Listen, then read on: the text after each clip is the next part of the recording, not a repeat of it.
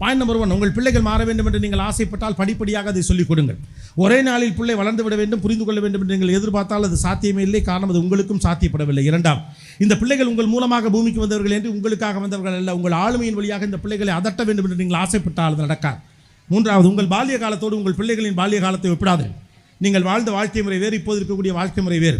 நான்காவது, பிள்ளைகளுக்கு extended family இல்லை, இரண்டாவது கட்ட குடும்பம் இல்லை என்பதை புரிந்து கொண்டு அந்த பிள்ளைகளுக்கு தேவைப்படக்கூடிய அளவுக்கான இமோஷனல் கான்ட்ரிபியூஷனை நீங்கள் தான் கொடுக்கணும், அதில் கவனமாக இருங்கள். ஐந்தாவது, தேவையில்லாத கமிட்மெண்ட்ஸை இழுத்து விட்டுக்கிட்டு வீட்டுக்குள்ள அமைதியின்மையை மகிழ்ச்சியின்மையை நீங்கள் கொண்டு வந்தால் பிள்ளைகள் பாதுகாப்பற்ற நிலையில் உணர்வார்கள்.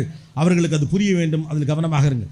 ஆறாவது, பிள்ளைகளுக்கு கஷ்டமே தெரியக்கூடாதுன்னு வளர்க்காதீங்க. பிள்ளைங்களுக்கு கஷ்டம் தெரியணும். ஒரு பொருள் எப்படி வருகிறது என்று தெரிந்தால்தான் அது மீற அவர்களுக்கு வேல்யூ வரும், அதை அவங்க புரிஞ்சுப்பாங்க. ஏழாவது, அகடமிக்ஸை பற்றி நீங்கள் கவலைப்படக்கூடிய அதே நேரத்தில் உங்களுடைய சோஷியல் ஸ்கில்ஸ், லைஃப் ஸ்கில்ஸை பற்றி கவலைப்படுங்க. மாறிக்கொண்டிருக்கக்கூடிய தொழில்நுட்பத்தில் பிள்ளைகள் வேலை வாய்ப்பை பெறுவது, பணத்தை சம்பாதிப்பதெல்லாம் ஓரளவுக்கு எளிதாக நடக்கக்கூடிய காரியமாகத்தான் தெரிகிறது. ஆனால் சூழ்நிலை சரியாக இல்லாவிட்டாலும் கூட அதை எதிர்கொள்வதற்கான துணிச்சலையும் நம்பிக்கையும் தான் வீடுகள் தர வேண்டும். அதை கற்றுக் கொடுக்க முன்வாருங்கள். எட்டாவது, வீட்டுக்குள்ளே ட்ரிக்கி பண்ணாதீங்க. ஆண் பிள்ளை எனக்கு, பெண் பிள்ளை உனக்குன்னு பண்ணாதீங்க.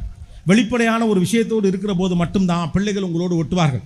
ஒன்பதாவது, அம்மா அப்பாவும் மகிழ்ச்சியாக இருப்பதை குழந்தைகள் பார்க்கணும். அப்படி பார்க்குற பிள்ளைகள் தான் ப்ரொடெக்டடாக சந்தோஷமாக படிக்கிறதுலேருந்து மற்றதுலேருந்து கான்சன்ட்ரேட் பண்ணுவாங்க.